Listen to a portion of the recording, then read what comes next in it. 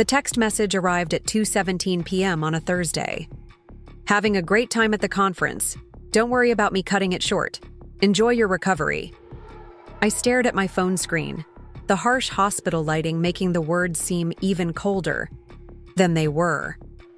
3 days after major spinal surgery, and my husband of 12 years couldn't be bothered to come home early from his business trip. I typed back with trembling fingers, "I won't." He had no idea what those two simple words would come to mean. My name is Rebecca Mitchell. 6 months ago, I was lying in a hospital bed at Memorial General, recovering from spinal surgery after a skiing accident at Pine Lake Resort. The sterile white walls and antiseptic smell had become my unwelcome companions. The constant beeping of monitors reminded me of my vulnerability, but it wasn't my broken body that truly hurt. It was the deafening silence from the person who had vowed to stand by me in sickness and in health. Dan and I had built what I thought was a perfect life in Ridgeview. Our 2-story colonial in the Green Hills neighborhood was the envy of our friends. His investment firm was thriving, and I had established myself as a respected real estate consultant. From the outside, we were the picture-perfect couple with the perfect life. But perfection, I was learning, was often just carefully curated illusion. I had hoped the surgery would bring us closer.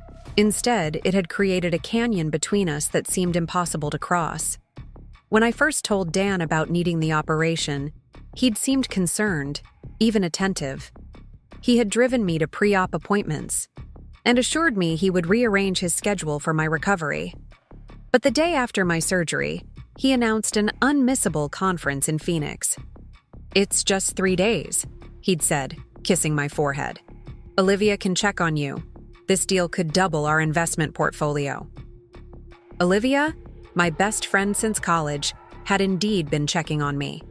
She arrived minutes after I received Dan's text, her arms full of homemade soup and magazines.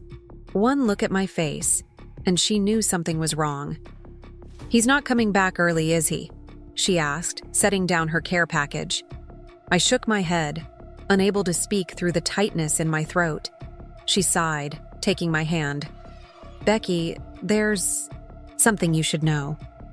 Olivia hesitated, her usual confidence faltering. "I've been debating whether to tell you this, especially now, but..." She pulled out her phone, scrolling quickly before turning the screen toward me. "My cousin Lisa saw Dan last night, in Palm Springs, not Phoenix." The photo showed Dan with his arm around a stunning blonde at a beachfront restaurant, their faces close, intimate. "He said this was a Phoenix business conference?" Olivia's voice was gentle but firm. The pain medication couldn't dull the shock that coursed through me. Palm Springs was a favorite weekend getaway spot we had discovered. Early in our marriage, Dan had taken someone else to our special place while I lay recovering from surgery. The betrayal felt physical, like another scalpel cutting into my already broken body. But rather than tears, I felt an eerie calm spreading through me. "How long have you known?" I asked, my voice steadier than I expected. "I've suspected for a while," Olivia admitted. "Small things. Late nights, weekend trips, secretive phone calls. But this is the first concrete proof." She squeezed my hand. "I'm so sorry, Becky. I know this is the worst possible timing." The worst timing, or perhaps the perfect timing.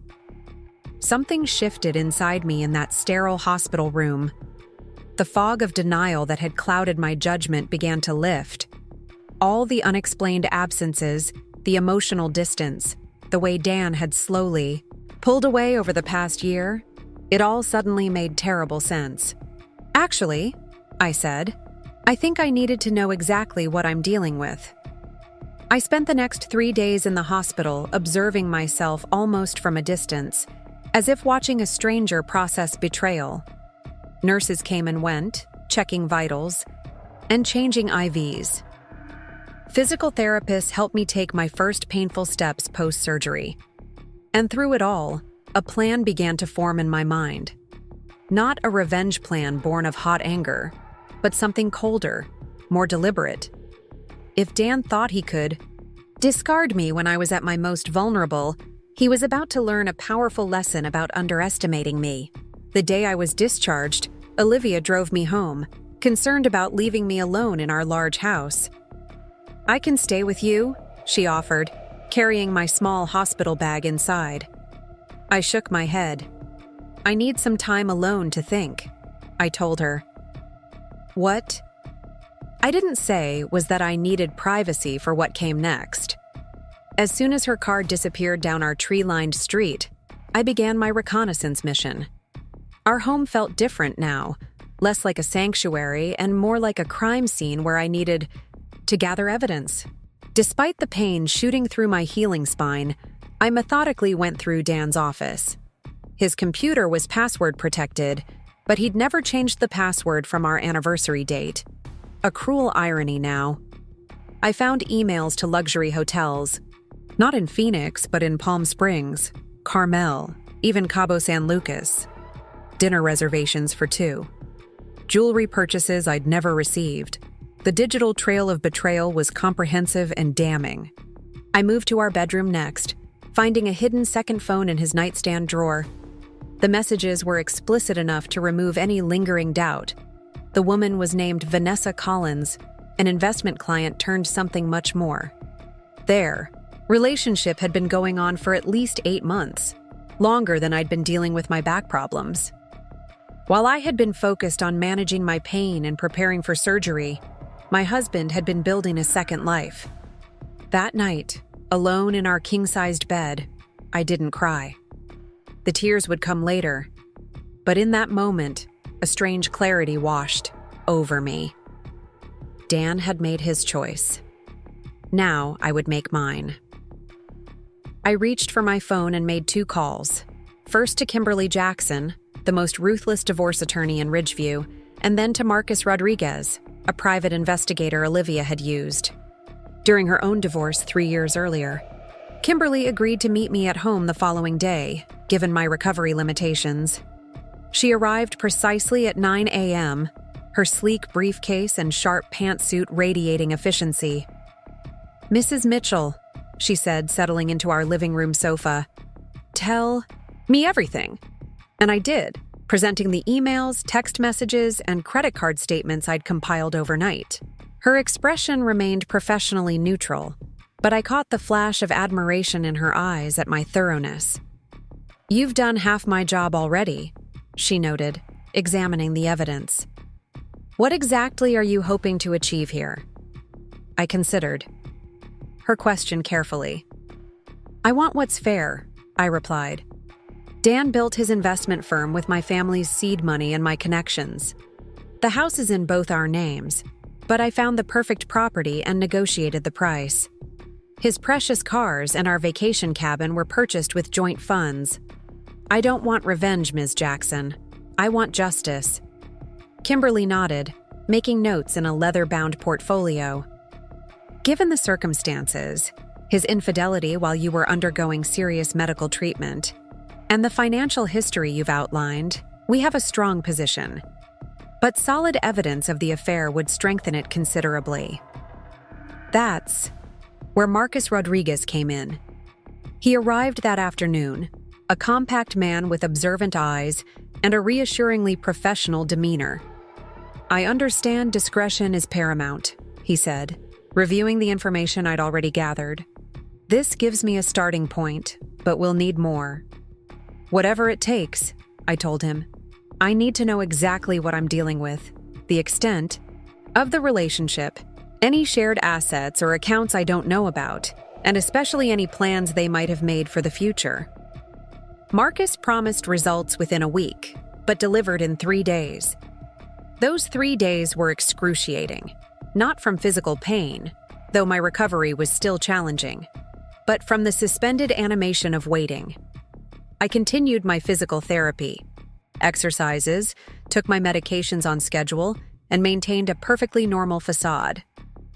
When Dan called each evening with sanitized accounts of his conference, I responded with appropriate interest. "The house feels empty without you," I told him, amazed at how easily the lies flowed. "I can't wait until you're home." Every word was calculated, every response designed to maintain the illusion that nothing had changed.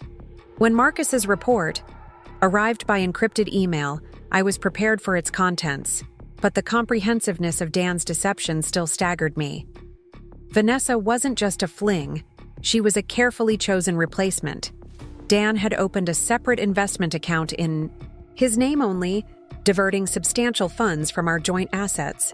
He had looked at apartments in Palm Springs, where Vanessa had recently relocated for work. There were searches for engagement rings on his private browser. While I had been planning for recovery, he had been planning for a future without me. The most damning evidence came in the form of time-stamped photographs and video.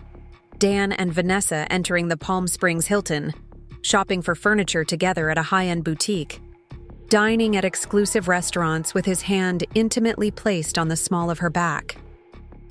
And most painful of all, Dan introducing Vanessa to his parents at Sunday brunch, his parents who had claimed they couldn't visit me in the hospital because they were traveling. Armed with this knowledge, I made my decision. I would not confront Dan directly, not yet. That would only give him time to hide assets and construct plausible denials. Instead, preparing and narrating this story took us a lot of time, so if you are enjoying it, subscribe to our channel. It means a lot to us. Now back to the story. I called Kimberly and set our plan in motion. "I want to be surgical about this," I told her, the medical metaphor particularly fitting given my circumstances. Precise, thorough, and leaving no room for complications. Kimberly worked with remarkable efficiency. Within days, she had prepared documentation transferring ownership of our key assets. The timing was crucial. Everything needed to be in place before Dan returned from his conference 2 days later. As I signed paper, after paper, I felt a strange sense of liberation. Each signature was a step toward reclaiming my life, my dignity, my future. The first asset to address was our cabin at Pine Lake.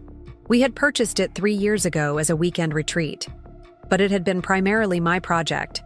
I had overseen the renovations, chosen every fixture, created a sanctuary that Dan had used, only sporadically. The deed transfer moved it solely into my name, a fact that would become known to Dan only when the transaction was complete. Next were Dan's beloved cars, a restored 1967 Mustang he had painstakingly maintained, and the brand new BMW SUV he had purchased just 2 months before my surgery. Both vehicles were legally in our joint names, both purchased with commingled funds. Kimberly arranged for the Mustang to be sold to a collector and the BMW to be transferred to my name. "You can keep it or sell it," she advised. "But having the asset liquidity gives you options." The most complex element was our house.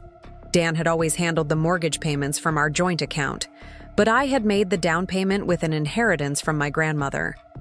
Kimberly discovered that Dan had recently refinanced without my knowledge, using electronic signature software to forge my consent. This fraudulent action gave us unexpected leverage. "We can pursue criminal charges," Kimberly explained, "or use it as negotiation leverage. Your choice." I chose leverage. I didn't want Dan in jail. I wanted him to face the consequences of his choices with full awareness. The house would be sold, with proceeds divided according to our prenuptial agreement's infidelity clause. Clause Dan had insisted on, ironically, to protect his assets from me should I ever be unfaithful. The poetic justice wasn't lost on me. The final piece was Dan's investment firm. While he was the face of Mitchell Family Investments, the business had been built with my family connections and initial capital. I had introduced him to most of his major clients, including, I now realized, Vanessa Collins. Working with Kimberly and a forensic accountant, we documented every instance where Dan had commingled business and personal expenses, including trips with Vanessa classified as client meetings. These findings wouldn't destroy his business, but they would ensure I received my fair share of its value. By the time Dan texted to say he was boarding his flight home, every piece was in place. I had transferred my personal belongings to a furnished apartment at Lakeside Gardens, taking only what was undeniably mine. The rest, the accumulated trappings of our 12-year marriage, remained in the house, awaiting valuation and division. The cabin was now solely in my name. The Mustang was sold, the BMW in my possession, and a comprehensive divorce filing, complete with evidence of infidelity, fraudulent financial dealings, and asset concealment, was ready to be served the moment Dan walked through the door. Olivia insisted on being with me when Dan arrived home, fearful of his reaction. "Men like Dan don't respond well to losing control," she warned, helping me arrange the last of my belongings in my new apartment. "Let me be there as a witness, at least." But this was a confrontation I needed to handle alone. "I'll be fine," I assured her. "Dan won't make a scene. He cares too much about appearances. Besides, I'm not going to be there when he gets home." "What do you mean?" I smiled, feeling more like myself than I had in months. "I've arranged for the divorce papers to be delivered by courier 1 hour after his expected arrival. Enough time for him to settle in, perhaps even start unpacking, before his world unravels. I'll be here, safely away from the fallout. And if he comes looking for you, he won't find me unless I want to be found. The apartment is leased under a corporate name Kimberly set up. My new phone is registered to the same corporation. I've disappeared from Dan's life as thoroughly as he tried to disappear from mine." Olivia shook her head, a mixture of concern and admiration on her face. "I wouldn't want to be on your bad side, Becky Mitchell." The hours after Dan's scheduled arrival time were surreal. I sat in my new living room, watching the minute hand on my watch tick forward. At precisely 5:30 p.m., 1 hour after Dan should have arrived home, the courier would deliver the divorce papers. At 5:45, Kimberly would email Dan's business partners with notification of my withdrawal from all company activities, effective immediately. And at 6 score, the locksmith would change the locks on the cabin, where property records would show he no longer had legal ownership. My phone rang at 5:37. Dan's name flashed on the screen. I let it ring through to voicemail. It rang again immediately, then again. On the 4th call, I answered, but said nothing. "Rebecca?" Dan's voice was tight with controlled panic. "What the hell is this? I just got home to find... What are these papers? Where are you?" I remained silent, listening to his breathing grow more erratic. "Rebecca, talk to me. Whatever you think is happening, we can work it out. These accusations, they're not what they seem. Vanessa is a client. An important client. Yes, I've spent time with her, but it's business. You're misinterpreting. Palm Springs isn't Phoenix," I said quietly, cutting through his desperate explanation. "Our anniversary isn't a business milestone, and my spinal surgery wasn't a convenient time for you to plan your new life with her." The silence on the other end was deafening. Then, a change in his tone. Less defensive, more calculating. "You can't do this. The house, the cars, they're mine too. You can't just take everything." "I haven't taken everything, Dan. I've taken what's mine. The house will be sold, with proceeds divided according to our prenuptial agreement's infidelity clause. The Mustang has already been sold to cover my ongoing medical expenses you would have noticed were substantial if you'd bothered to look at the bills. And as for the BMW, well, I needed reliable transportation for my new life." "This is insane," he sputtered. "I'll fight this. You can't prove—" "Page 17 of the filing," I interrupted calmly. "Photos of you and Vanessa at the Palm Springs Hilton. Page 23, the furniture shopping expedition. Page 30, Sunday brunch with your parents, 2 days after they told me they couldn't visit me in the hospital because they were traveling. And page 42, the engagement ring search on your private browser." Another silence, longer this time. When Dan spoke again, his voice had lost its confidence. "What do you want, Rebecca? Money? The house? What will make this go away?" "It's already gone, Dan. I don't want anything from you anymore. I just want to be free of the illusion that was our marriage. The papers are quite clear about the terms. My lawyer is quite thorough." "Your lawyer," he repeated bitterly. "How long have you been planning this?" "Since about 20 minutes after you texted me from Palm Springs pretending to be in Phoenix, while I was recovering from surgery that you couldn't be bothered to come home for. Timing is everything, Dan. You taught me that." I ended the call as he began another protest. Within minutes, my phone buzzed with text messages, first pleading, then angry, then threatening. I blocked his number without reading beyond the first few words. It was over. Not just my marriage, but the chapter of my life where I allowed someone else to determine my worth. The weeks that followed were challenging in ways I hadn't anticipated. Physical recovery from spinal surgery is difficult under the best circumstances. Navigating it alongside a high-conflict divorce added layers of complexity. But each day brought small victories. I completed my physical therapy program ahead of schedule. The sale of the Mustang to a collector brought in enough to cover my medical bills with money left over. The BMW, which I had initially kept out of spite, was sold to fund a 3-week recovery retreat at a wellness center in Sedona. Dan fought the divorce terms initially, hiring an aggressive attorney who made grand threats about taking me for everything. But Kimberly was prepared. The evidence of Dan's financial misconduct, coupled with the infidelity documentation, left him with little leverage. When Kimberly hinted that we were prepared to share his financial improprieties with state regulatory boards, Dan's attorney suddenly became much more amenable to negotiation. The house sold within a month at above asking price, a small blessing, in a difficult time.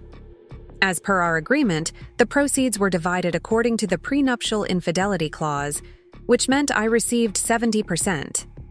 Dan's parents called once, leaving a voicemail full of recriminations about family loyalty and working through difficulties. I deleted it without responding. Their definition of family clearly didn't include standing by their daughter-in-law during a medical crisis. My own parents were a different matter. They had been devastated when they learned about Dan's betrayal, particularly since they had treated him like a son. "We should have seen it," my father said during one of our weekly phone calls. He was always too polished, too perfect. My mother, more practical as always, had simply asked what I needed. When I told her I was handling it, she nodded. "You always were the strongest of us all," she said, "even when you were little." As winter turned to spring, I settled into my new life, the apartment at Lakeside. Gardens offered a fresh start, with no memories of Dan embedded in its walls. I redecorated slowly, choosing pieces that reflected my taste alone, rather than the compromise that had characterized our shared home. A teal velvet sofa replaced the neutral beige Dan had insisted upon. Abstract art hung where there had once been conventional landscapes. The space became a physical manifestation of my reclamation, every object chosen with intention. Olivia remained a steadfast presence, checking in daily during those first difficult weeks, then settling into a comfortable rhythm of dinners and weekend outings as I grew stronger. "You know what amazes me?" she said one evening as we shared a bottle of wine on my balcony overlooking the lake. "How you never broke down. Not once." I considered her observation. "I think I did break down," I replied after a moment. "Just not in the way people expect. I broke down all the assumptions I'd built my life around. That marriage meant safety, that love was enough, that commitment was unbreakable. That breakdown was necessary. It made room for something new." Olivia reached across the small table, between us, squeezing my hand. "Something better."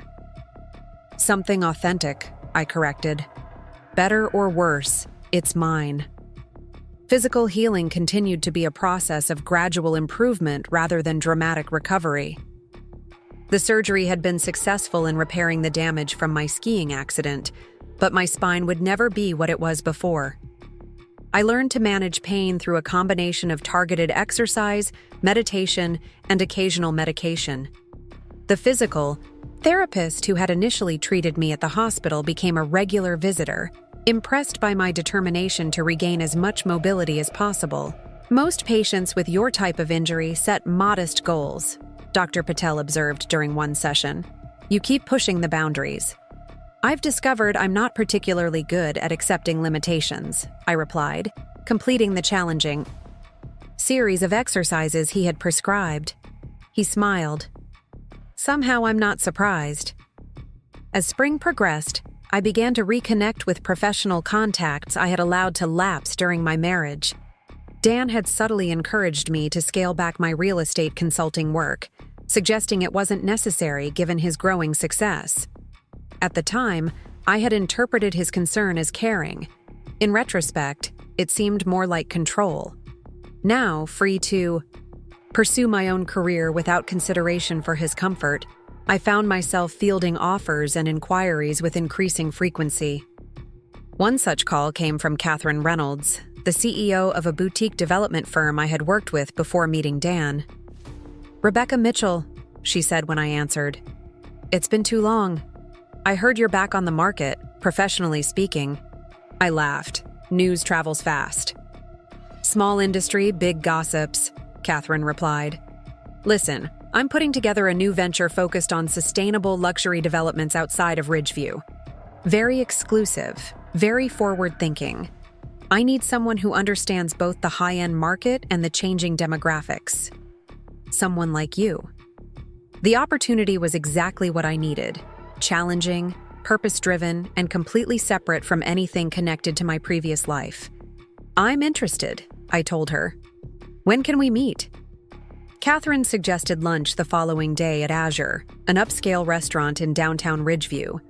Only after agreeing did I realize it was a spot Dan and I had frequented, often running into his business associates there.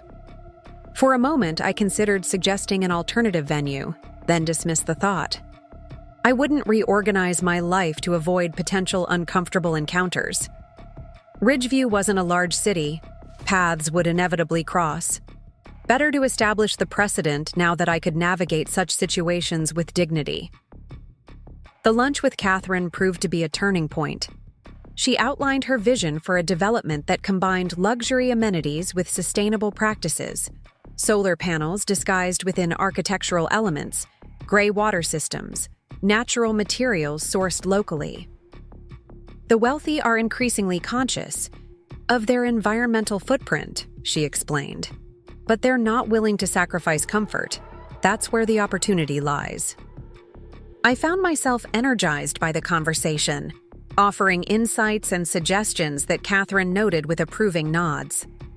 By the time dessert arrived, she was outlining a consulting contract that would give me significant autonomy and compensation.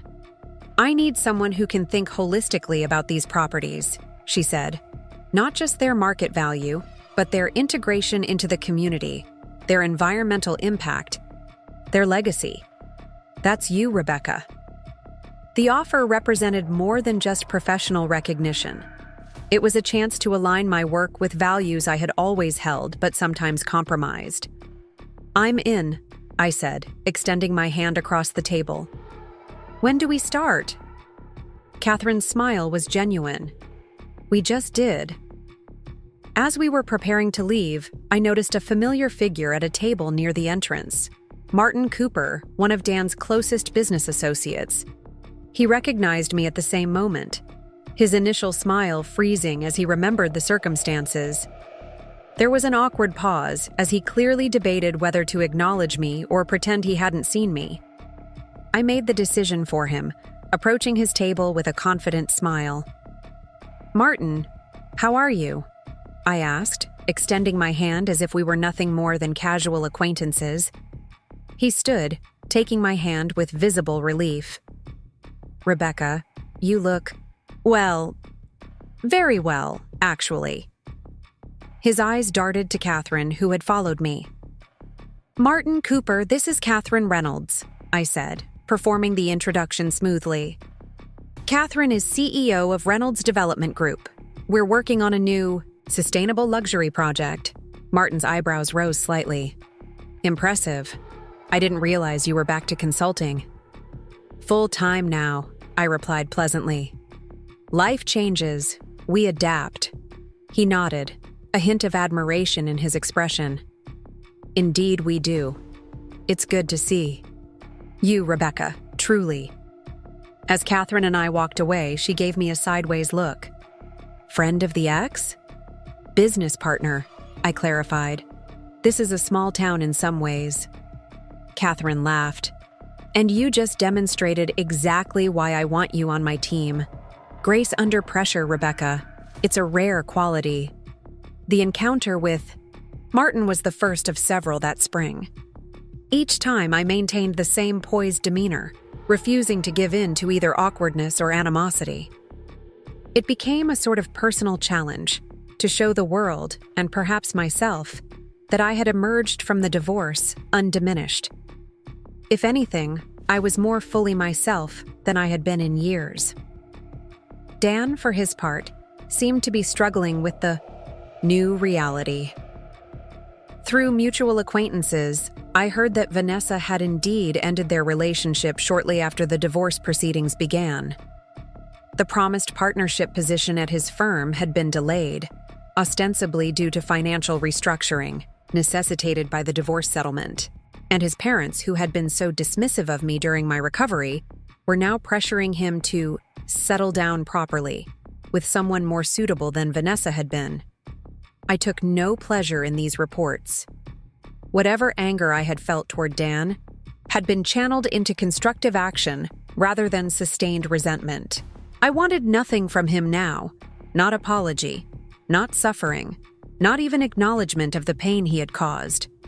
My focus remained steadfastly forward, on building a life that reflected my authentic self rather than reactive decisions based on past hurt. Summer brought new rhythms to my days. The consulting work with Catherine expanded to include travel to potential development sites throughout the region. My physical strength continued to improve, though certain activities remained challenging. I modified rather than abandoned them, finding new ways to enjoy outdoor pursuits that had once been central to my identity. The cabin at Pine Lake became my weekend sanctuary. I had initially considered selling it, concerned that it held too many memories of my life with Dan. But during my first visit after finalizing the ownership transfer, I realized the space had always been more mine than ours. The renovation choices had been primarily my decisions, the decor reflecting my preferences rather than compromises.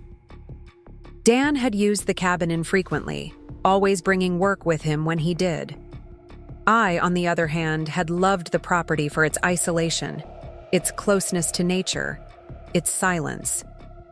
I began inviting friends for weekend gatherings, not just Olivia, but colleagues from my consulting days, neighbors from my new apartment building, even Catherine and her partner. These gatherings were casual affairs centered around shared meals, hiking when my back permitted, and evenings of conversation around the fire pit I installed on the deck.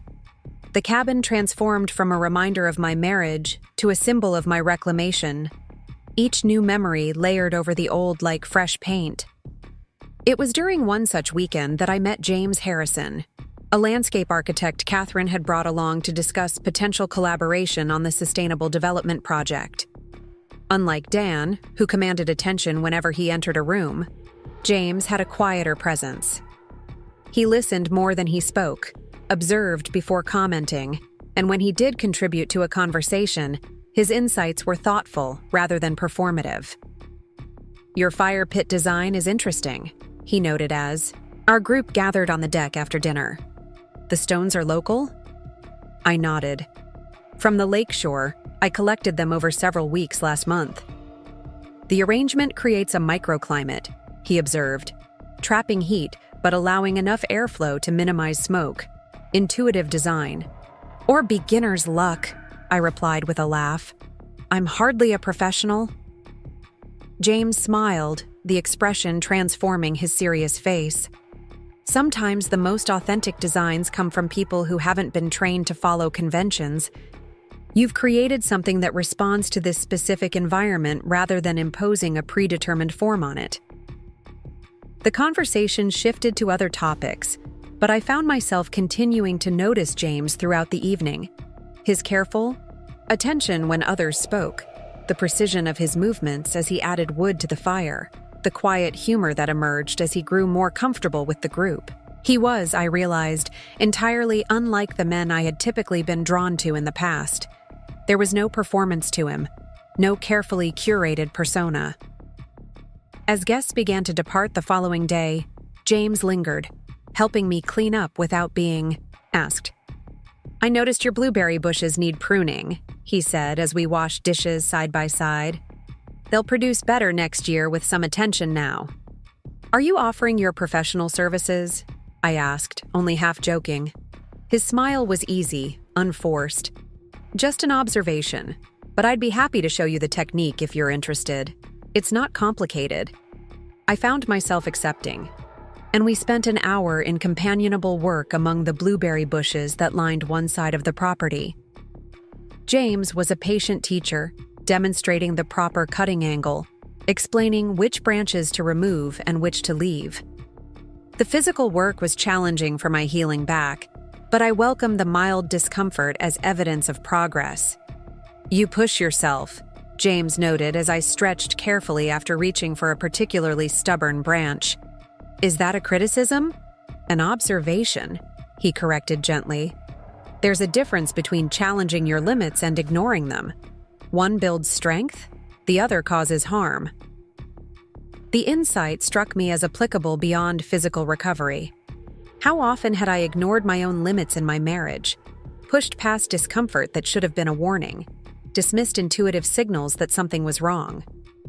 "A fair point," I acknowledged. "I'm still learning the difference." James nodded, returning to his pruning without pressing the conversation further. His respect for boundaries, even conversational ones, was refreshing.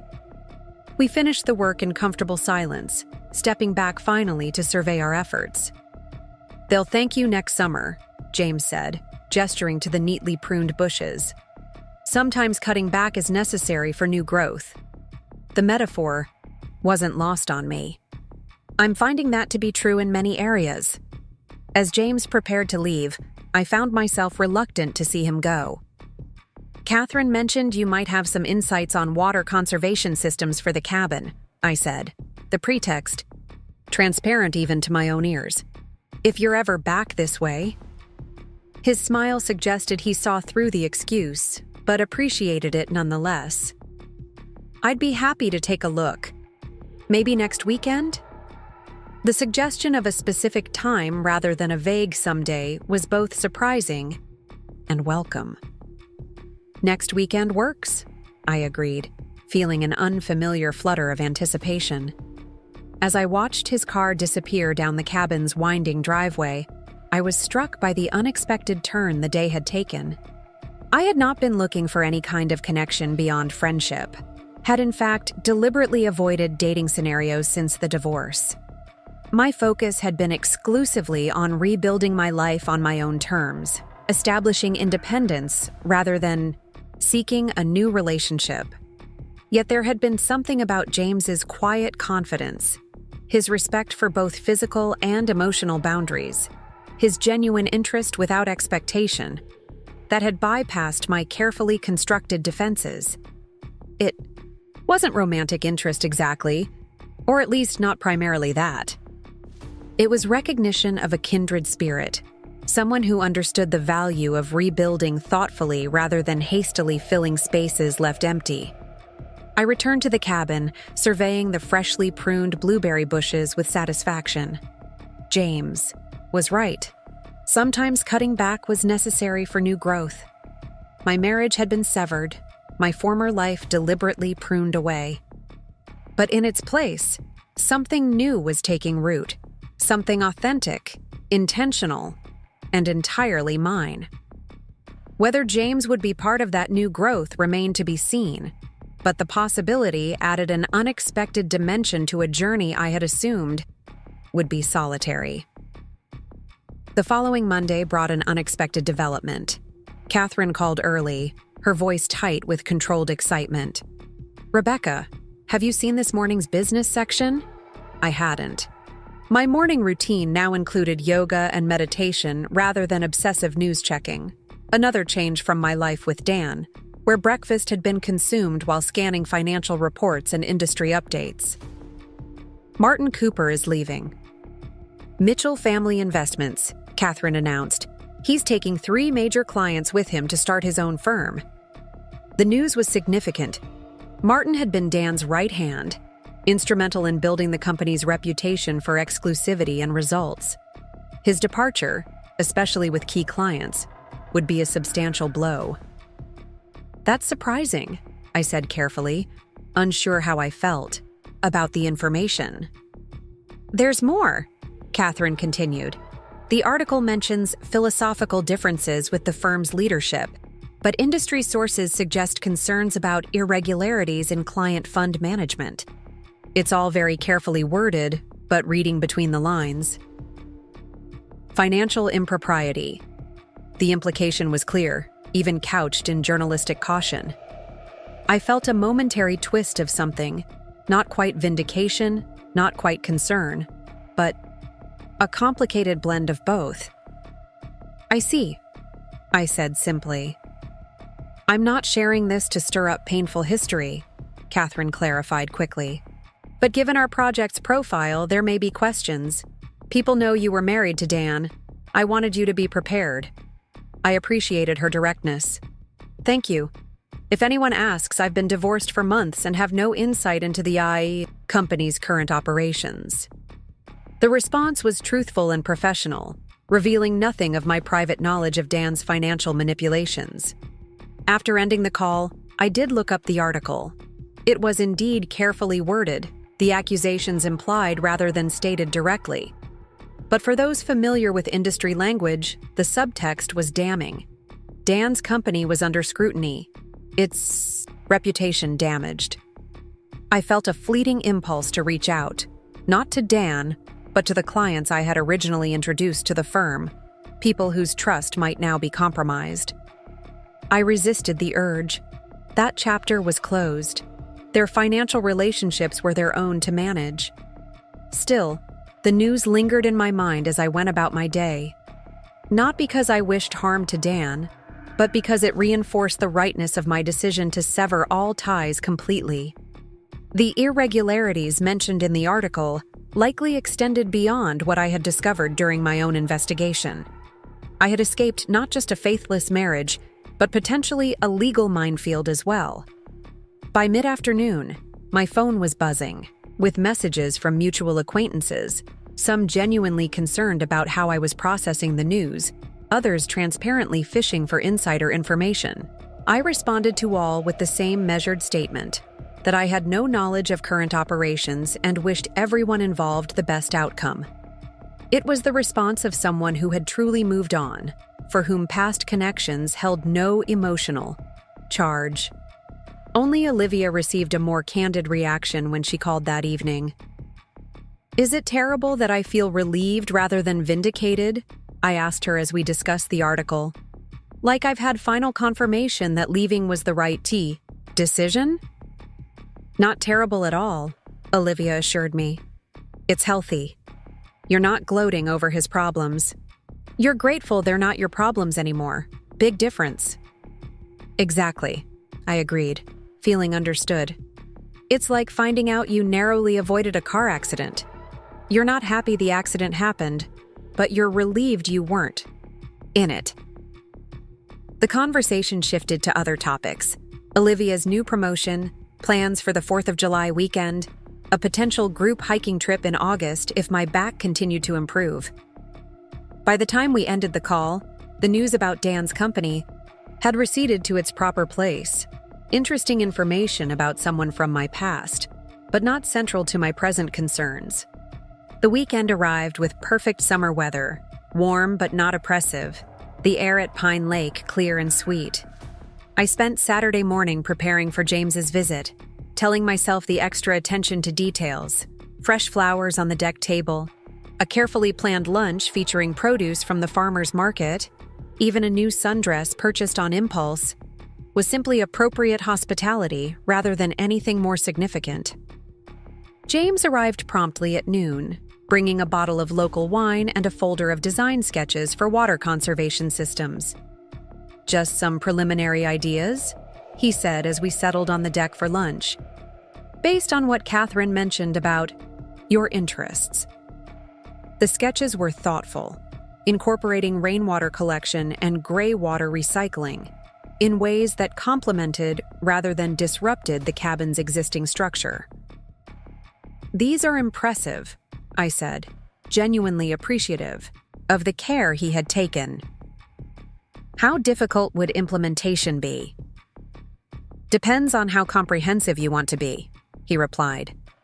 "We could start with the simpler elements this summer and add complexity over time. Building in phases often makes more sense than trying to transform everything at once." Again, the wisdom seemed applicable beyond its immediate context.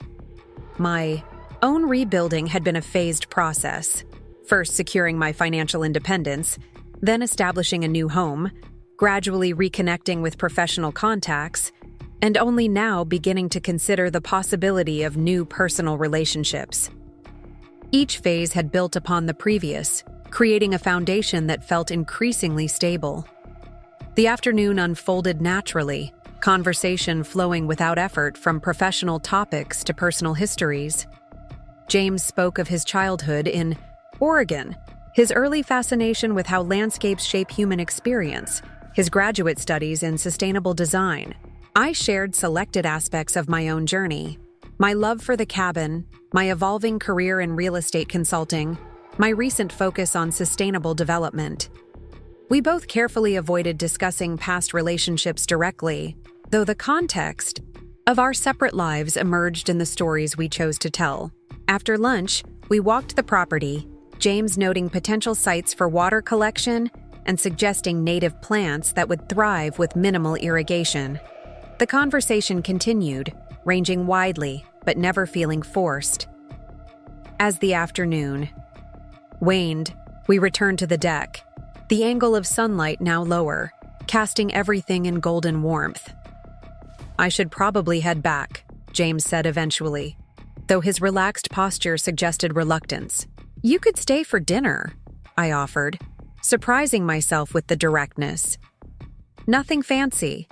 Just grilled fish and vegetables. The sunset from the deck is worth experiencing." His smile was genuine. "I'd like that."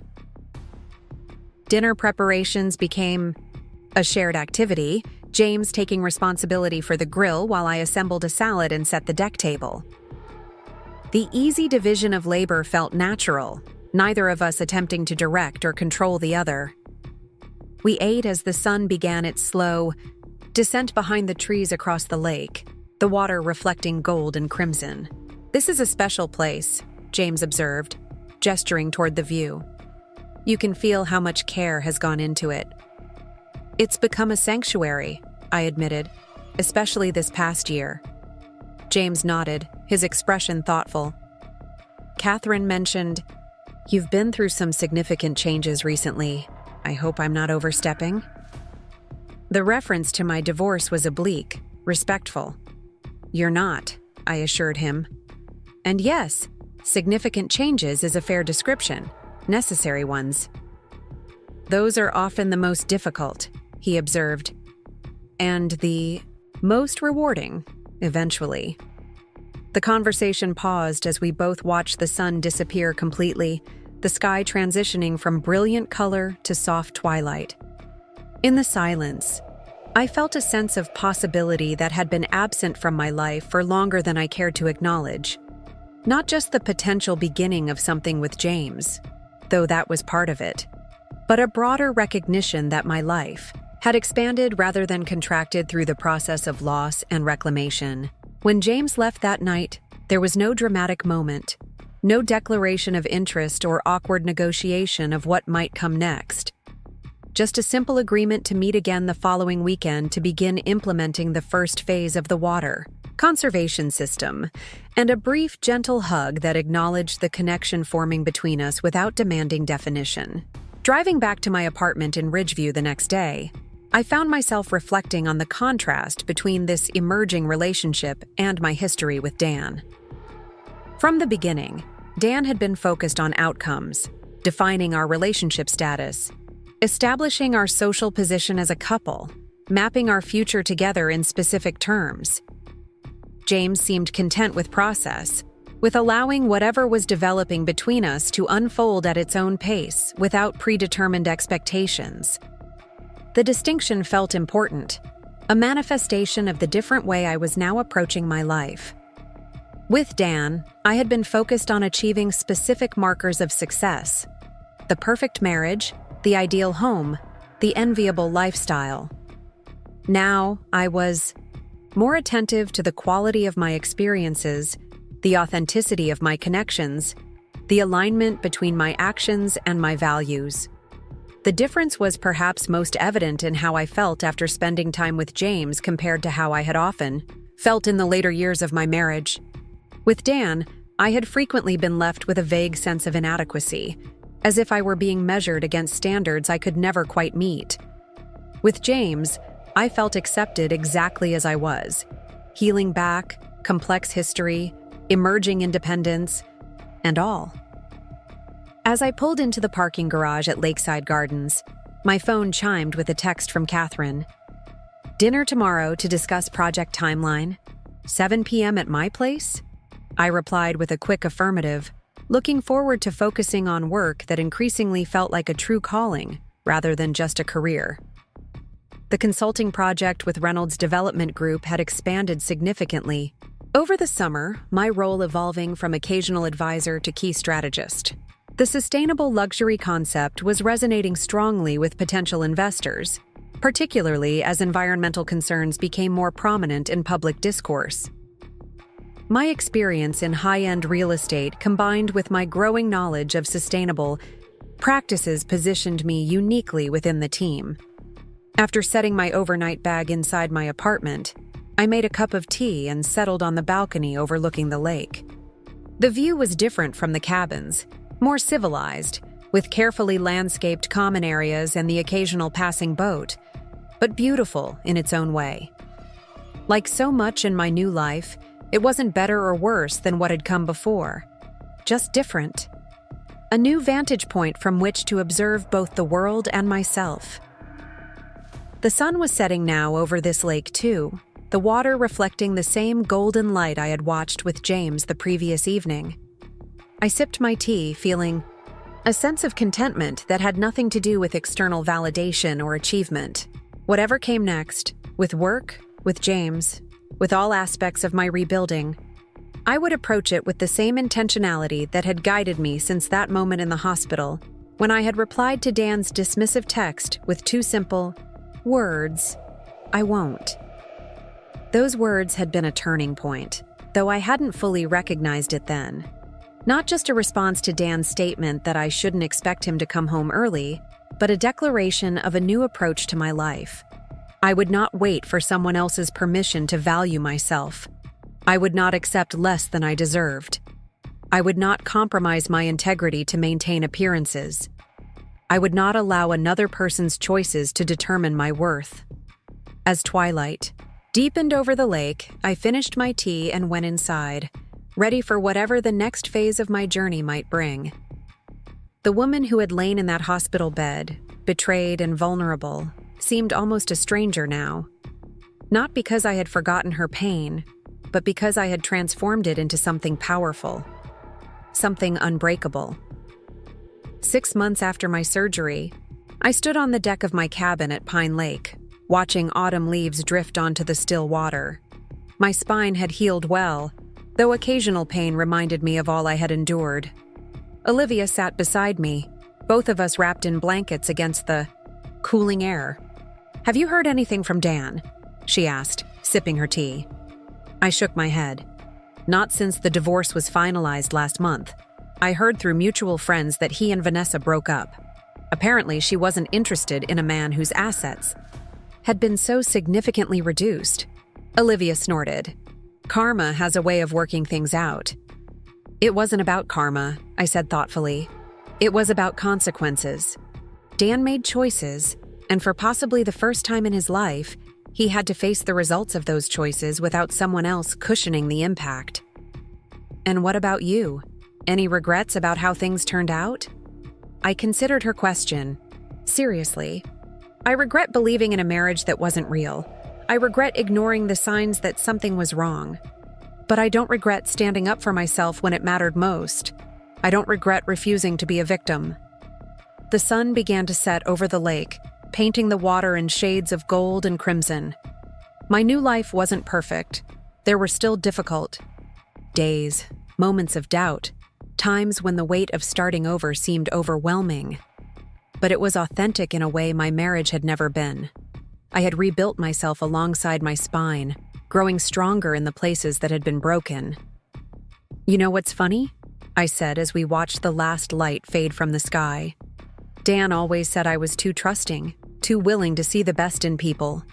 He thought it made me weak. But in the end, it wasn't my trust that was the problem. It was that I gave it to someone who didn't deserve it. I'm not making that mistake again. Olivia raised her mug in a toast. To lessons learned the hard way, and to the strength we didn't know we had until we needed it. I clinked my mug against hers. And to second chances, the ones we give ourselves. As darkness settled over the lake, I felt a sense of peace that had eluded me for so long. The journey from that hospital bed to this moment had been arduous, but necessary. I had lost a husband but found myself. I had learned that sometimes, the most powerful response to betrayal isn't loud confrontation, but quiet, methodical reclamation of what matters most. Your dignity, your future, your right. To define your own life. The following morning, I woke early, drawn outside by the crisp autumn air. The lake was shrouded in mist, the trees around the cabin ablaze with color. I stood on the dock, coffee in hand, watching a pair of loons glide silently across the water. In that moment of stillness, I felt a profound gratitude for this place that had become my sanctuary. My phone vibrated in my pocket, a text from James. Still on for hiking today? Weather looks perfect. A smile spread across my face as I replied in the affirmative. Our relationship had developed slowly over the past months, neither of us rushing to define what was growing between us. There was a gentleness to our connection, a mutual respect that felt healing after the calculated manipulation that had characterized the end of my marriage. James arrived an hour later, carrying a small backpack with trail provisions and a thermos of hot cider. "The colors are incredible this morning," he observed, joining me on the deck. "How's your back feeling? Up for the Ridge Trail?" The Ridge Trail was challenging, with several steep sections that would have been impossible for me just months ago. "I think I can manage it," I said, pleased by his question rather than offended. James never assumed my limitations, but he didn't ignore them either. Just one of the many distinctions between him and Dan that I had come to appreciate. We set off after breakfast, moving at a comfortable pace through woods decorated in amber and crimson. The trail gradually steepened, winding, its way up toward a rocky overlook that promised spectacular views of the lake and surrounding hills. "Tell me if you need to stop," James said as we navigated a particularly demanding section. "No rush." "I'm good," I assured him, and I was. The months of physical therapy, careful exercise, and growing strength had paid off. My body felt strong, capable, alive with purpose. When we reached the summit, the view was even more breathtaking than I had anticipated. The entirety of Pine Lake spread out below us, its surface reflecting the bright autumn sky and surrounding foliage. Beyond, rolling hills stretched toward the horizon, a patchwork of forest and meadow. "Worth the climb?" James asked, settling beside me on a sun-warmed rock. "Absolutely," I replied, accepting the cup of hot cider he poured from his thermos. I wasn't sure I'd be able to do this again after the surgery, Yet here you are, he said simply, setting your own terms. We sat in comfortable silence for a while, taking in the view. There was no need to fill the space with words, no pressure to perform or impress. It struck me how different this felt from similar moments with Dan, where silence had often been charged with unspoken expectations or judgments. I've been thinking about expanding the water conservation system at the cabin, I said eventually. Maybe incorporating a living roof over the new deck section. Would that be feasible? James nodded, his expression thoughtful. Definitely feasible. It would provide excellent insulation and create habitat for native pollinators. I could draw up some preliminary designs if you'd like. I'd appreciate that, I replied. The cabin feels like a laboratory for all the sustainability principles we're incorporating into Catherine's development project, a place to test ideas on a smaller scale. Speaking of which, James said, reaching into his backpack, I brought something I wanted to show you. He pulled out a folder containing renderings of a building concept, sleek yet organic, with extensive green spaces integrated throughout. Catherine asked me to develop this for the community center in the development. I wanted to get your thoughts before the team meeting next week. I examined the renderings with interest. The design was innovative yet practical, blending cutting-edge sustainability features with warmth and accessibility. It's beautiful, I said honestly, and smart. I love how you've positioned the solar arrays to complement the roofline rather than dominate it. That was inspired by our work at your cabin, James admitted. The way you insisted we integrate the rain collection system into the existing architecture, rather than just bolting it on as an afterthought. It made me rethink my approach to the entire project. The acknowledgement touched me deeply. In my marriage, my influence had often been minimized or appropriated, my contributions quietly absorbed into Dan's narrative of success. Here was someone explicitly recognizing my impact, tracing the lineage of ideas with genuine appreciation. I'm glad, I said simply. It's a wonderful design. Catherine will love it.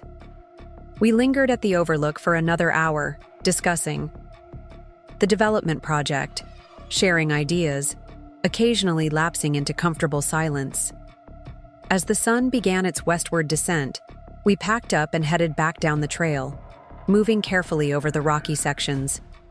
Near the bottom, my foot slipped on a patch of wet leaves. I stumbled, a sharp twinge shooting through my lower back. James was beside me instantly, his hand steadying my elbow, his expression concerned, but not smothering. You okay? I took a moment to assess, breathing through the momentary pain. Yes, I said finally. Just a reminder to stay present. He nodded, understanding that I didn't want to be treated as fragile. Take your time. The ground's pretty slick after yesterday's rain. By the time we reached the cabin, the sun was setting, casting long shadows across the deck. My back ached from the slip, but I felt accomplished rather than defeated. 6 months ago, such a hike would have been unthinkable. Now it was simply a good day in my reclaimed life. James stayed for dinner, both of us contributing to a simple meal of grilled trout and roasted vegetables from the garden I had started over the summer. As we ate by candlelight, the conversation turned to future projects, both personal and professional. There was an ease to our planning that felt significant, not the careful avoidance of commitment, but the natural inclusion of each other in evolving possibilities. I've been offered a position leading the sustainability division at Reynolds Development, James said as we cleared the dishes together. Catherine made it official yesterday. James, that's wonderful, I exclaimed, genuinely delighted for him. You've earned it. The work you've done on this project has been exceptional. It means I'd be staying in Ridgeview permanently, he continued, his tone careful, measured. No more splitting time between here and the Portland office. The implications hung in the air between us, unspoken but clear. A decision to stay meant a commitment to possibilities beyond professional advancement. It meant choosing proximity to whatever was developing between us. "I think Ridgeview would be lucky to keep you," I said softly. He met my gaze, his expression serious yet warm. "There are compelling reasons to stay." We didn't pursue the conversation further that night, both aware that some things needed time to unfold naturally. But as James left with a lingering embrace that was becoming familiar, I felt a sense of anticipation that had nothing to do with fear or anxiety. Just the quiet excitement of recognizing that my life was continuing to expand in directions I couldn't have imagined in that hospital bed 6 months ago. The following week brought an unexpected development. Catherine called early Monday morning, her voice tinged with controlled excitement. "Rebecca, are you sitting down? I've just had the most interesting offer."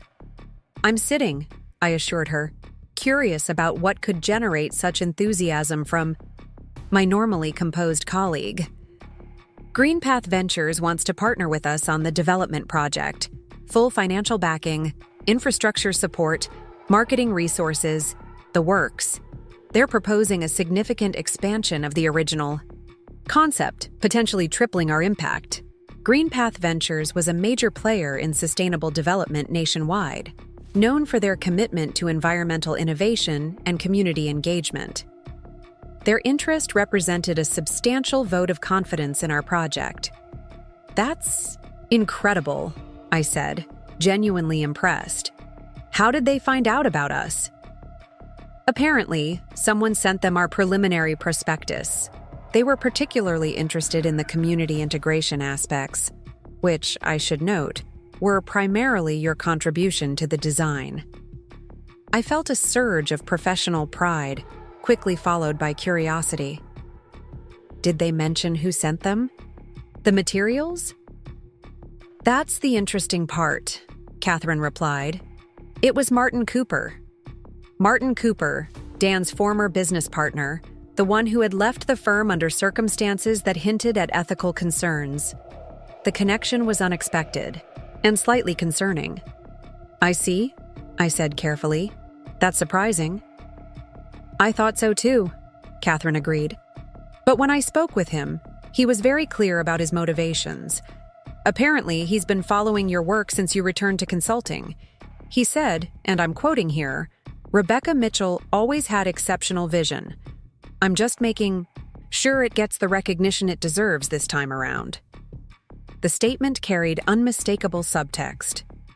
Martin had been close enough to Dan's operation to understand the dynamics of our marriage, to witness how my contributions had often been minimized or appropriated.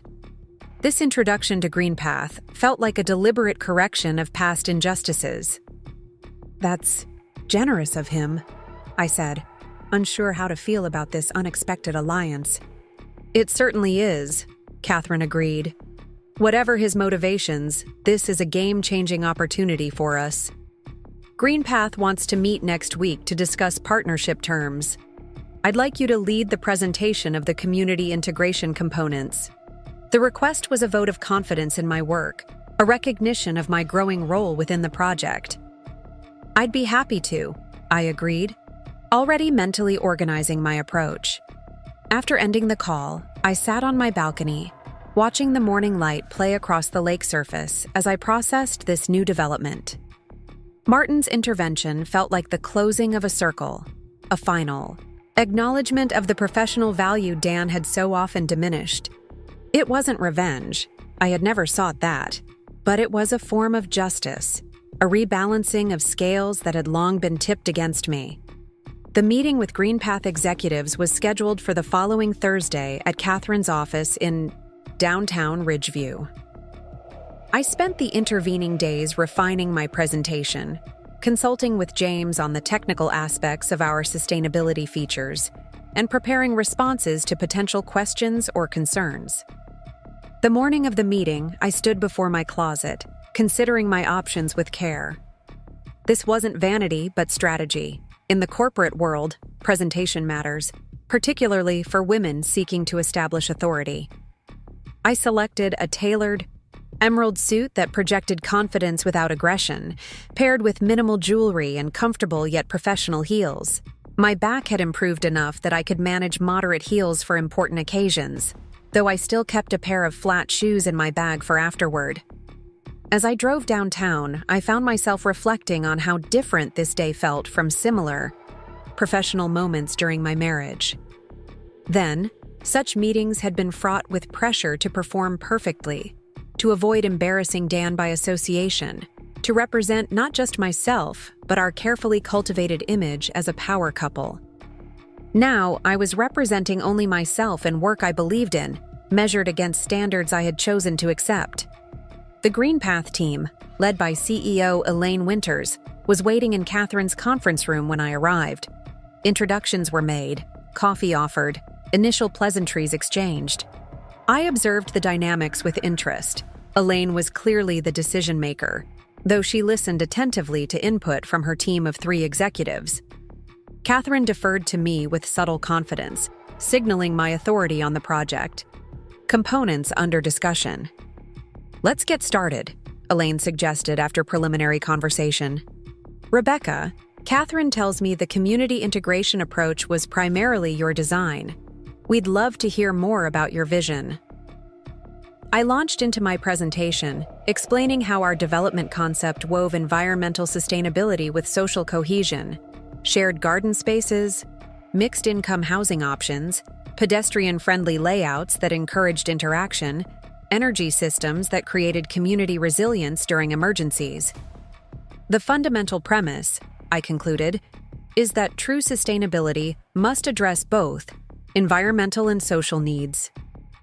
A development can have the most advanced green technology available, but if it creates isolation rather than connection, if it's accessible only to the wealthy, if it doesn't contribute to the broader community's resilience, then it's not truly sustainable. Elaine nodded, her expression thoughtful. That's precisely the perspective we've been trying to integrate into our developments. The technical sustainability aspects are increasingly standardized, but the human elements, that's where innovation is still needed. She turned to her team. "What do you think?" The discussion that followed was rigorous, challenging, and deeply engaged. GreenPath's executives asked probing questions about implementation, scalability, and measurable impacts. I answered with confidence born of thorough preparation and genuine conviction, occasionally deferring to Catherine on financial projections or James on technical specifications. By the meeting's end, it was clear that a partnership was not just possible but likely. "I think we have the foundations for something extraordinary here," Elaine said as we wrapped up. "Our legal team will draft a proposal for review next week, but I wanted to express my personal enthusiasm for this collaboration. It aligns perfectly with where we see the industry heading." As the GreenPath team gathered their materials to leave, Elaine approached me directly. "Rebecca, Catherine mentioned you came back to consulting relatively recently after some time away. I'm impressed with how you've positioned yourself at the leading edge of the field." "Thank you," I replied, accepting the compliment without qualification or deflection, another change from my married self, who would have minimized or redirected such recognition. "I've had the opportunity to focus on work that genuinely matters to me." "It shows," Elaine said. "We have a leadership conference in Denver next month, exploring the social dimensions of sustainability. We'd love to have you speak about your approach to community integration. Interested?" The invitation represented professional recognition at a national level, a platform for my ideas, an opportunity to influence the field's direction. "I'd be honored," I said, feeling a surge of pride that had nothing to do with external validation and everything to do with genuine accomplishment. After the GreenPath team departed, Catherine turned to me with an uncharacteristic grin. "I think we can call that a success," she said, pouring 2 glasses of sparkling water. "Elaine doesn't offer speaking invitations lightly. You impressed her." "We impressed her," I corrected, including both Catherine and James in the acknowledgement. This was truly a team effort. "A team you helped shape," Catherine pointed out. Don't minimize your contribution, Rebecca. You brought a perspective to this project that transformed it from a standard eco-development into something revolutionary. The praise was gratifying, but what meant more was my own recognition of its truth. I had brought something valuable to this work, something uniquely mine. My vision hadn't been subordinated to anyone else's. It had been amplified by collaboration with colleagues who genuinely respected it. As we wrapped up the post-meeting discussion, Catherine mentioned casually, "By the way, I ran into Dan at the Chamber of Commerce dinner last night. He asked about you." The statement was deliberately neutral, offering information without pressure to respond in any particular way. "Did he?" I said, equally neutral. "And what did you tell him?" "The truth," Catherine replied with a slight smile. "That you're thriving professionally and personally, leading innovative projects that are attracting national attention, and generally living your best life without him in it." I laughed, appreciating her loyalty. "I'm sure he took that." "Well, actually," Catherine said, her expression thoughtful, "he seemed genuinely glad to hear it. Said something about hoping you'd found what you were looking for. It almost sounded sincere." The information settled somewhere between irrelevant and mildly interesting. Dan's opinion of my life had ceased to matter months ago, but there was something quietly satisfying about the possibility that he had developed enough self-awareness to recognize what he had lost. "Good for him," I said simply. "Growth is always possible." I left the meeting feeling energized rather than drained, my mind already turning to next steps for the project and preparations for the Denver conference. The day was unseasonably warm for autumn, golden light filtering through trees beginning to show their fall colors. On impulse, I decided to walk through Riverside Park before returning to my apartment, allowing myself time to process the morning's success. The park was relatively quiet, most people at work or school on a weekday afternoon. I found a bench overlooking the river and sat, watching sunlight play across the water's surface. The moment felt both ordinary and profound, just a woman taking a break in a park, but also a quiet celebration of how far I had come since those dark days in the hospital. My phone buzzed with a text from James. "Heard the meeting went exceptionally. Well, dinner tonight to celebrate? I'll cook." The invitation brought a smile to my face. James's cooking was a recent and welcome discovery. He approached food with the same careful attention he gave to landscape design, focusing on quality ingredients and simple preparation that highlighted their natural flavors. "Sounds perfect," I replied. "My place or yours?" "Yours," he suggested. "The sunset from your balcony is unbeatable. I'll bring everything we need." 7 p.m.? I confirmed the plan and tucked my phone away, content to spend a few more minutes in the autumn sunshine before returning to work. As I sat there, I found myself thinking about the concept of home, how it had shifted for me over the past year from a physical place shared with Dan to something more internal, a sense of being at ease in my own life regardless of location. My apartment at Lakeside Gardens had become a true home, reflecting my tastes and priorities without compromise. The cabin at Pine Lake offered a different kind of sanctuary, connected to nature and increasingly bearing the imprint of shared projects with James. Even my workspace at Catherine's office felt like territory where I belonged, where my contributions were valued on their merits. This multiplicity of homes was so different from the singular focus on the house in Green Hills that had characterized my marriage, that showcase property that had never quite felt like it belonged to me, despite my name on the deed. The difference highlighted a fundamental shift in my understanding of security and belonging, from external validation to internal alignment. I returned to my apartment mid-afternoon, using the remaining hours before James's arrival to address emails related to the Green Path proposal and draft an outline for my Denver conference presentation. The work was engaging, challenging in the best ways. connected to values I genuinely held. How different from the performance of professionalism that had characterized so much of my work during my marriage, tasks undertaken primarily to support Dan's career trajectory or maintain our social position. At 6:45, I set aside my laptop and changed into comfortable clothes. Soft jeans and a cashmere sweater in deep purple. I opened a bottle of red wine to breathe, set out a simple cheese plate, and queued up a playlist of acoustic guitar music that James particularly enjoyed. These small preparations felt like pleasure rather than performance, choices made for mutual enjoyment rather than impression management. James arrived precisely at 7, carrying 2 canvas bags of groceries and a small bouquet of late-season wildflowers. "Congratulations on the Green Path partnership," he said, greeting me with a warm embrace. "Catherine told me Elaine Winters was practically offering you a job by the end of the meeting." "Hardly that," I laughed, taking one of the grocery bags. "But she did invite me to speak at their leadership conference in Denver next month." "That's fantastic," James said with genuine enthusiasm. "Your approach to community integration deserves a wider audience. It's transforming how we think about sustainable development." In the kitchen, he unpacked the groceries: fresh trout from the local market, herbs from his own garden, vegetables, a crusty loaf of artisan bread. "I thought we'd celebrate with something simple but special," he explained.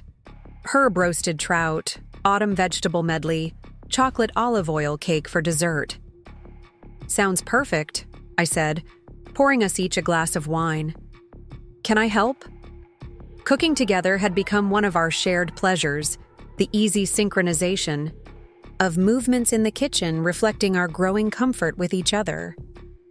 James handled the trout preparation while I chopped vegetables, our conversation flowing naturally between professional topics, cabin improvement plans, and smaller daily observances. "Oh, I almost forgot," James said as he slid the trout into the oven. I brought something else. He retrieved a flat package from his backpack wrapped in simple brown paper. "I saw this and thought of you." I opened it carefully to find a framed photograph of Pine Lake at sunrise, mist rising from the water, trees silhouetted against the dawn sky. The image was striking in its composition, the play of light and shadow capturing the essence of a place that had become central to my healing. "It's beautiful," I said, genuinely moved by the thoughtfulness of the gift. "Where did you find it?" "I took it," James admitted, a hint of color rising in his face. "That morning last month when you were sleeping in and I went for an early walk. The light was extraordinary." The revelation added layers of meaning to the gift, not just that he had noticed and captured this moment of beauty, but that he had done so in a place we were increasingly sharing, during a quiet morning that represented the growing comfort of our relationship. "I love it," I said simply. "Thank you." Dinner was relaxed and delicious, eaten on the balcony despite the cooling evening air. We talked about the Green Path partnership, the Denver conference, James's new position leading Catherine's sustainability division. As darkness fell, I lit the string lights I had installed along the balcony railing, creating a soft glow that felt both festive and intimate. "I've been thinking," James said as we lingered over the last of the wine, "about what this partnership means for the project timeline. If Green Path comes through with the funding they're discussing, construction could begin by early spring." "That's much sooner than we initially projected," I observed. "It's exciting to think about seeing these concepts become reality. It also means more travel for both of us," he continued. "Site visits, meetings with contractors, community engagement sessions. The Denver conference is just the beginning." I nodded, understanding the practical implications. "It's manageable.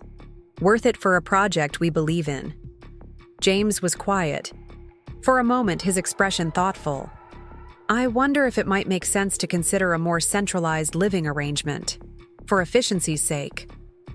The suggestion hung in the air between us, its meaning clear despite the careful phrasing. This wasn't just about logistics. It was about taking the next step in our relationship, moving from separate lives that increasingly overlapped to a deliberately shared existence. For efficiency's sake, I repeated, a smile playing at the corners of my mouth. Very practical. He laughed, acknowledging the transparent excuse.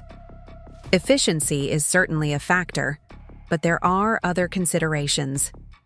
Such as? His expression softened. Such as the fact that I'm happier when I'm with you. That I love the way we work together, live together, think together. That the future I imagine for myself includes you in every frame. The simple honesty of the statement touched me deeply. There was no manipulation here, no hidden agenda, just the straightforward expression of feelings that had developed naturally, over months of genuine connection. I feel the same way, I said quietly. It's been unexpected, finding this kind of partnership when I wasn't looking for it, when I was focused on rebuilding my life independently. But it feels right precisely because it wasn't planned or pursued. So you'd consider it? James asked. Living together? I nodded, feeling surprisingly certain. I would, but not at the apartment or your place. The cabin, he suggested, immediately understanding. The cabin, I confirmed. It's already becoming a shared project. It's connected to nature in a way that matters to both of us, and it represents healing and rebuilding for me, a process you've been part of. James reached across the table, taking my hand. I like the symmetry of that. Building a life together in a place where you reclaimed yours. In that moment, looking at our intertwined hands against the backdrop of Lake Ridge at night, I felt a sense of completion that had nothing to do with external validation or societal expectations. The journey that had begun in that hospital room 6 months ago, a journey of loss, reclamation, and rebuilding, had brought me to this unexpected place of new beginning. The woman who had received that coldly dismissive text while recovering from surgery was both unrecognizable and intimately familiar to me now. I had lost what I thought was everything: a husband, a home, a carefully constructed life, only to discover that what remained when all of that was stripped away was the essential self I had neglected for too long. In selling Dan's cars, reclaiming the cabin, forcing the sale of our house, I hadn't been seeking revenge but restoration, not just of financial equity but of personal agency and dignity. The process had been painful, challenging, at times overwhelming. But sitting here now, planning a shared future with someone who genuinely valued my strengths and respected my journey, I couldn't regret a single difficult step that had led to this place of authentic connection. So, James said, his smile reflecting the quiet joy I felt, when do we start moving your things to the cabin? Soon, I replied, squeezing his hand. But not all at once. I've learned the value of building deliberately, with attention to each phase of the process. He nodded, understanding as always. One careful step at a time then. Building something that will last. Exactly, I agreed, leaning forward to kiss him gently. Something authentic. Something ours. As the night deepened around us, stars appearing above the lake, I felt profoundly grateful for the unexpected turns my life had taken. The painful surgery that had revealed the truth of my marriage, the cold text that had clarified Dan's priorities, the divorce that had freed me to discover my own strength. What had seemed like devastating losses had ultimately cleared the path for this new beginning, this chance to build a life aligned with my true self, rather than someone else's expectations. In the end, the most valuable asset I had reclaimed wasn't the cabin or the proceeds from selling Dan's precious cars or even my fair share of our marital home. It was my sense of agency, the knowledge that I could face betrayal, loss, and physical pain without being diminished by them. That I could rebuild not just external circumstances but internal trust. That I was capable of recognizing genuine connection when it appeared, and brave enough to embrace it on my own terms. That knowledge would never be something anyone could take from me again. It was mine, earned through difficult experience, strengthened through deliberate choices, now supporting this new chapter unfolding with unexpected grace. Whatever came next, whether professional success or challenge, whether this relationship with James blossomed as hoped or took some unforeseen turn, I would face it as myself, complete and sufficient, open to connection but never again defined by it. The text message that had arrived at 2:17 p.m. on that Thursday in the hospital had said, "Having a great time at the conference. Don't worry about me cutting it short. Enjoy your recovery." My simple reply, "I won't," had contained more truth than I could have known at the time. I wouldn't worry about him. I wouldn't wait for his return. I wouldn't accept less than I deserved. I wouldn't allow his choices to determine my worth. And I hadn't. That small act of self-respect, that tiny resistance in a moment of vulnerability, had been the first step on a path that led to this balcony, this connection, this peaceful certainty that whatever the future held, I would meet it on my own terms. My recovery, from surgery, from betrayal, from a marriage built on illusion, was complete. Not because pain never returned, not because difficult memories never surfaced, but because I had integrated these experiences into a stronger, more authentic self. The broken places had healed not into rigid scars, but into flexible strength, a resilience born of honest reckoning with both vulnerability and power. As James and I moved inside, leaving the autumn night to its quiet beauty, I felt the rightness of this new chapter settling around me like a familiar embrace.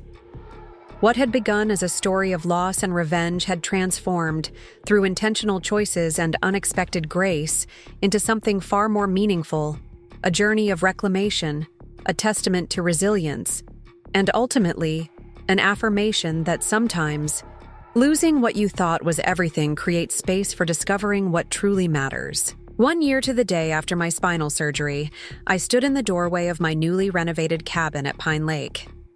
The transformation was complete.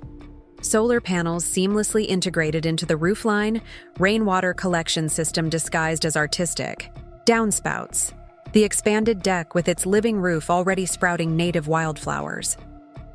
James stood beside me, his arm lightly around my waist, as we surveyed what we had created together. "What are you thinking?" he asked, noticing my contemplative expression. "That I never could have imagined this day from that hospital bed," I replied honestly. "That sometimes what seems like an ending is actually the beginning of something far more authentic." The past year had unfolded in ways I couldn't have predicted. The Green Path Partnership had elevated our sustainable development project to national attention. My presentation at their Denver conference had led to speaking engagements across the country, establishing me as a voice of authority on community-integrated sustainable design. Catherine had restructured her company, making me a full partner in recognition of my contributions. More personally, James and I had gradually merged our lives, renovating the cabin to accommodate both his landscape architecture work and my consulting business. We had created a home that reflected our shared values: sustainable, beautiful, connected to nature, and designed for genuine living rather than social performance. The doorbell rang, interrupting my reflections. "That'll be the first guests," James said, squeezing my hand before going to answer. Today marked not just the anniversary of my surgery, but also the official housewarming for our renovated space. We had invited a small group of friends to celebrate both the completion of the cabin and the journey that had led here. Olivia arrived first, bearing a bottle of champagne and a handmade quilt for the window seat we had added to the lakeside bedroom. 1 year, she said, hugging me tightly. What a difference. Catherine and her partner followed, then my parents, then several colleagues from the development project. By noon, the cabin was filled with conversation and laughter, the deck crowded with people admiring the view and the sustainable features we had incorporated. "I can't believe the transformation," my mother said as I showed her the rainwater collection system that supplied our garden. Not just of this place, but of you, Rebecca. You've reclaimed yourself." Her observation touched me deeply. My parents had been supportive throughout the divorce, but they had worried about the toll it would take. Seeing them now, relaxed and happy in this space I had created, reinforced how far I had come. During lunch on the deck, Catherine clinked her glass for attention. "I'd like to propose a toast," she announced, smiling at me across the table. "To Rebecca, who taught us all that rebuilding after devastation isn't just possible, it's an opportunity to create something more authentic and aligned with our true selves." Glasses were raised, accompanied by warm smiles and murmurs of agreement. I felt a rush of gratitude for these people who had witnessed and supported my journey, who had seen me at my most vulnerable and celebrated my reclamation of strength. As the afternoon progressed, I found a quiet moment alone at the end of the dock, watching sunlight play across the water.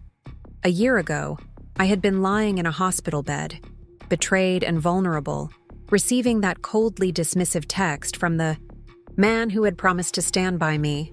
Now I stood on my own property, physically healed, professionally successful, emotionally whole, surrounded by people who valued me authentically. The sound of footsteps on the dock announced James's approach.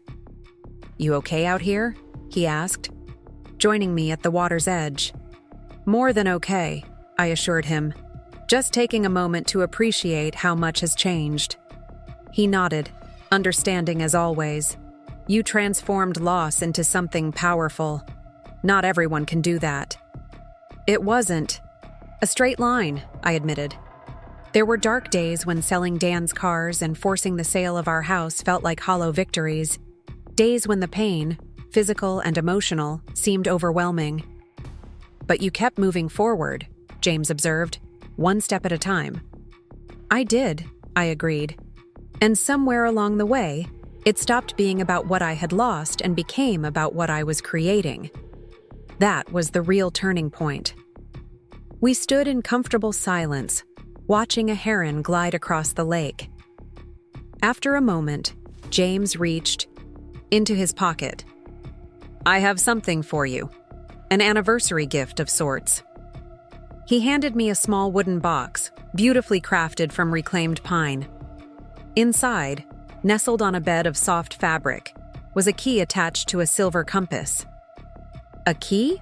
I asked, puzzled. "To the boathouse," he explained. "It's officially yours now. I filed the final paperwork last week, adding the boathouse property to your deed. The adjacent land, the access road, all of it.